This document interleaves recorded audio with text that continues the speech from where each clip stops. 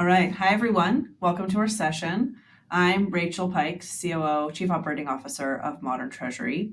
And before I jump in, just one piece of housekeeping, which is if you have any questions for me or Brian, who I'm going to introduce shortly throughout our session, please use the Q&A chat on the right of your video, and we'll follow up over email. So we're here today talking about the future of finance, and I don't think anyone can do that unless you talk about the future of payments and the role that payments plays in that future. And so I wanted to talk a little bit, just a few seconds about the context of the world of payments that we're seeing around us and use that to introduce Brian. So money is quickly moving towards a real-time world.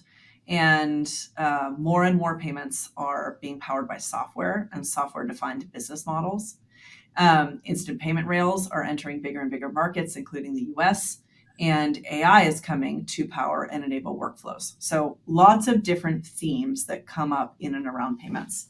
Consumers are expecting instant access to goods and services, and that means businesses need to track revenue and respond to their customers in more real-time ways, more instant ways to keep up. That means investing in systems and we call it payment operations, but all the things that surround payments that help a business keep up. And that's what Modern Treasury does. We help customers scale payment operations. And by scale, move, track, reconcile, manage billions and billions and billions of dollars of payments a year. So I'm thrilled to have one of our amazing customers here today. Brian Glaze is Chief Accounting Officer of Stewart. They're a company that's really leading the way in this payments transformation. That's a component of the future of finance in the world of title and escrow. And I think you're going to hear some really interesting stories about what they do and how they do it and how they've thought about payments as a component of where they're going. So welcome, Brian. Nice to see you. Thank you. Glad to be here. Before we get into the world of payments, can you just set the stage a little bit for the audience? What is Stewart Title? Tell us a little bit about the organization. Sure. Stewart Title is a 130-year-old title insurance and settlement company. We also are involved in real estate services. So think about lender services, mortgage, supporting the lenders in the refinance world. But primarily our business centers around title insurance and anything that goes into a real estate transaction closing, whether it's commercial or residential, or refi, like mass lender related refinance shops, so high volume type situations. We operate in all 50 states. We have a large operation in Canada, and then we also operate in the UK and Australia. So predominantly a US based company, but we've been in the international markets for 25 years, but we've been around for 130 years. So title insurance isn't exciting, but it's essential to the real estate process. And just thinking about the title industry, there's four predominant players. We're the number four and the top four underwriters in the title space. Comprise about 85% of the closings in the U.S.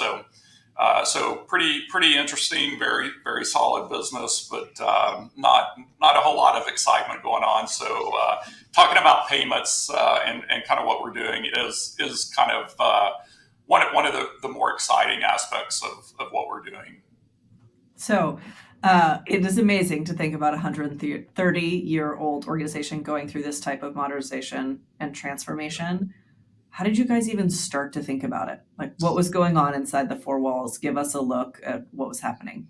Sure. So, about 5 years ago, we appointed a new CEO who pretty much asked us to think about every single thing that we were doing, prioritize what was really important to the industry, the growth of the company, and really focus on what could be needle movers for Stewart Title.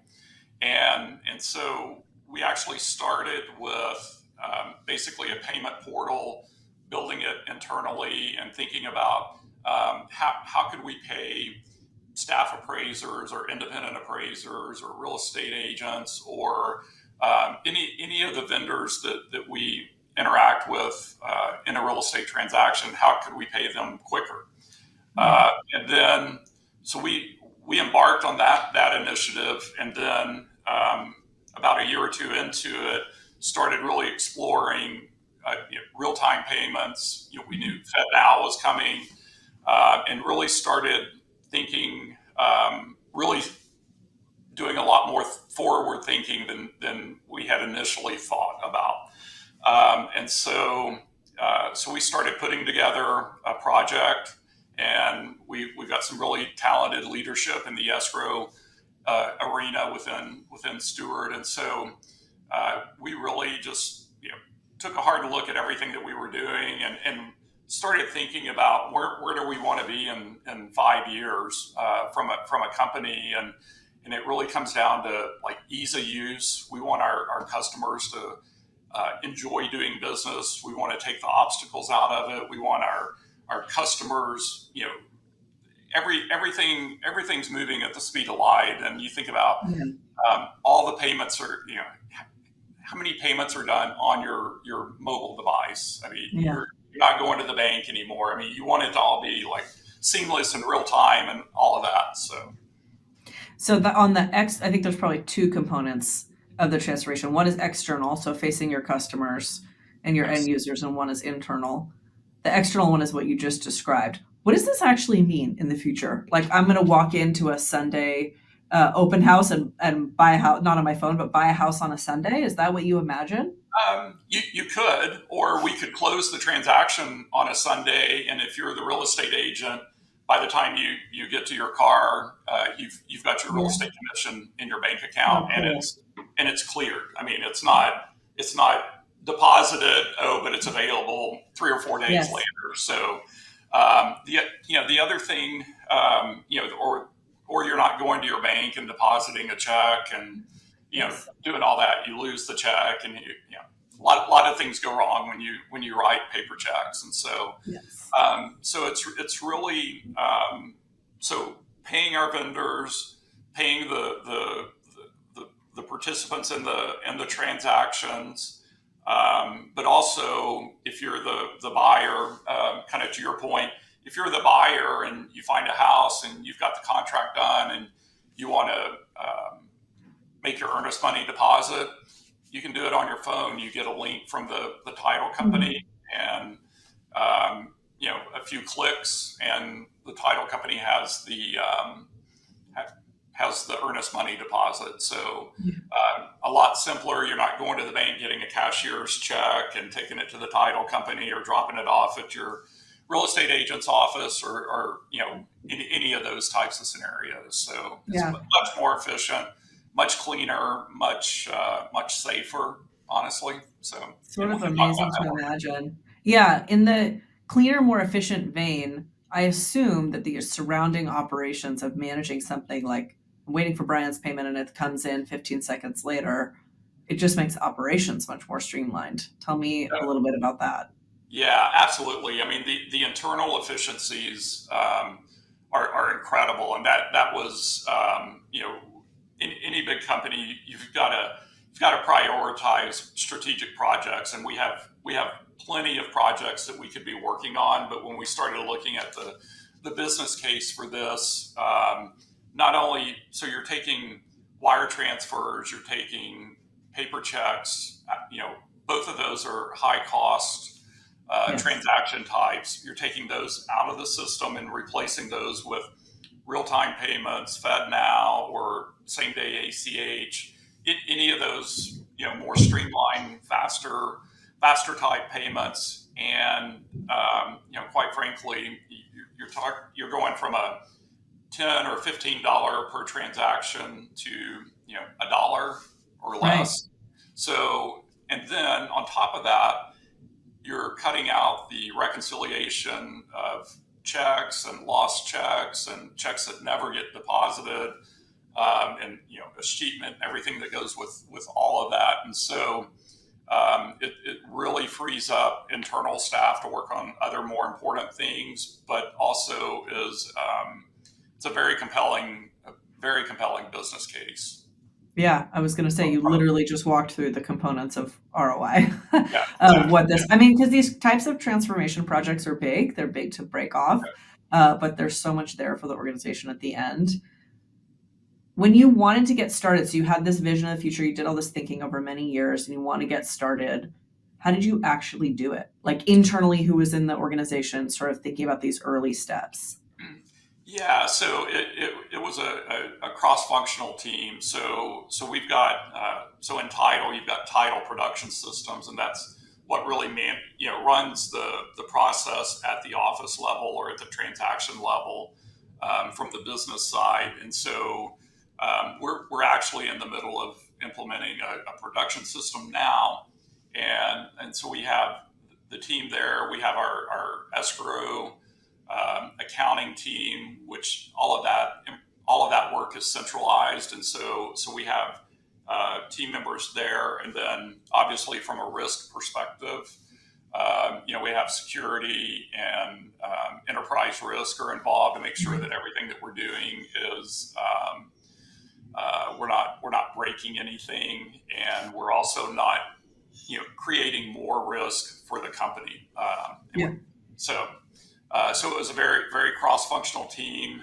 We actually engaged with a third-party consulting firm to kind of help us strategize around kind of where we are, where we want to be, what the gaps are, and then from there, we actually, I think we had about 45 to 50 fintechs in the in the initial assessment of who Oh we my wanted gosh. to do with, and so and then we ultimately ended up working with Modern Treasury, and so so you guys definitely got put through the ringer as far as evaluating I fintechs. remember it. So and very glad that we've done that. And, we're about I guess we're about 8 or 9 months into the project at this point. Yeah.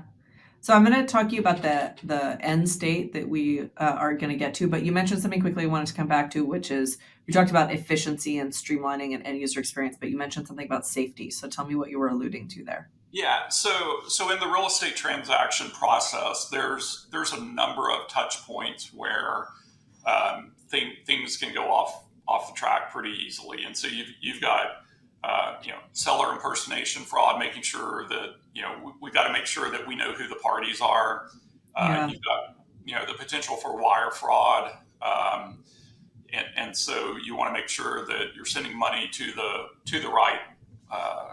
right parties, and that uh, a lot of real estate agents use Gmail or their personal accounts, and so there's a lot of touch points where information can be compromised, and so part of our project is to really focus on how we can mitigate those risks, and we're Mhm. actually going through another comprehensive analysis, looking at a lot of vendors in the fraud risk space, and we're going to have a construct that utilizes a number of different vendors, so we're not relying Yep. on just one participant, and be able to really add a lot of security to a transaction without adding cost to it.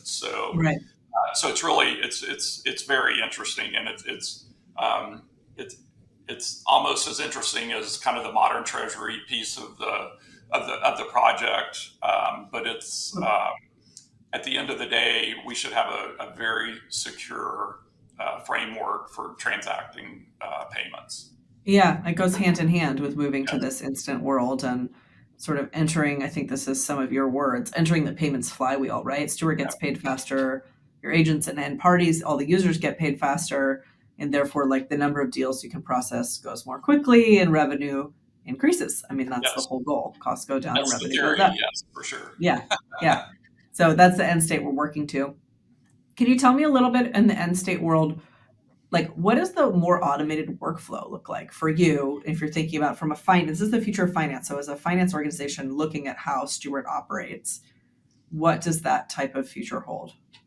Yes, yeah. Like I mentioned earlier, we're in the process of implementing a title production system as well. But in state, everything that we're doing with Modern Treasury, with our fraud vendors, all of that will be seamlessly integrated with our production systems and then Right. ultimately integrated with our back-end accounting systems and payment processing systems. So we have a wire management system today that kind of is the gatekeeper, the orchestrator of payments.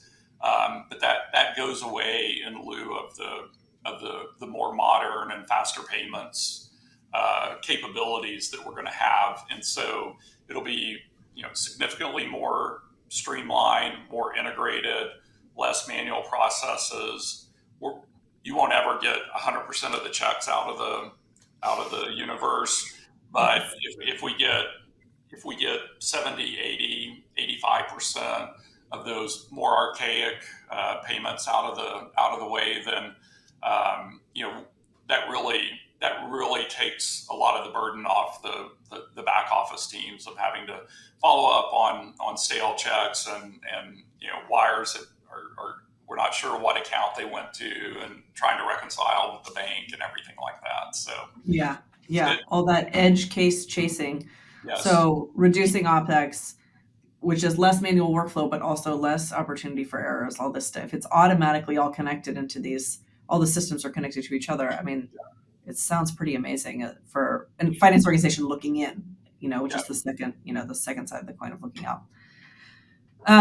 Well, I think there's a lot of people listening who are maybe thinking about getting started on a project like this, or even doing some of the mapping that you guys did before we partnered up together, weighing the kind of pros and cons. I just wanted to end with a much more open-ended question, which is like, what's your advice? What's your advice to you 5 years ago who's listening? you know? yes, yeah. So I think the business case kind of sells itself. That was the least of our issues when we sat down with our CEO and discussed what we wanted to do, and the investment. It is an investment, so think about it's a multi-million-dollar project. We're trying to do it over about a 3-year period of time, but we're going to definitely stage it so that we get some benefit early on and get some capabilities early on. So be flexible on how you lay out the project plan. Be prepared to pivot, like any strategic project. You're going to have vendors that come in and they're going to talk about things one way, and then when you start to kind of lay it out with your existing technology, you're going to have to pivot. And we've done that a few times. No showstoppers, but you've got to be flexible. And then do your due diligence and make sure you know the vendors that you're signing on with. Like I mentioned earlier, I mean, we went through, once we selected Modern Treasury, we went through a very rigorous process to just make sure Modern Treasury was the right vendor. And I would say do that with every single vendor that you're going to partner with in the process. And in the fintech space, there's hundreds, it seems like. And I feel like we've looked at all of them, but there are so many vendors that you can choose from. So it's definitely a worthwhile project. You just have to stage it with everything else that's going on in your organization. And it's really clear for us. We transact over 1 million wires inbound and outbound a year, and then we also write over 1 million checks a year. So it's just to get all this electronically is and get it through either FedNow or real-time payments, and it really streamlines our banking relationships as far as being more integrated with them. And the other thing is just keep in mind that payments are going to continue to evolve, and the technology is going to get much better, in my view, at a very rapid pace. We agree on that. Well, thank you for sharing. You guys have such a compelling vision of where you're going, and you're such a great partner. We've been working Thank you. together so closely. It's been wonderful. Thank you for sharing with the audience. I think it's really compelling to hear what it's really like on the inside and where we can go.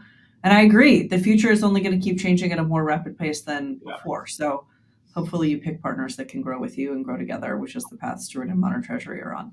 Anyway, thank you to the audience for joining today. Like I said, if you have questions, throw them in the chat on the right and we will answer over email. Thanks, everybody.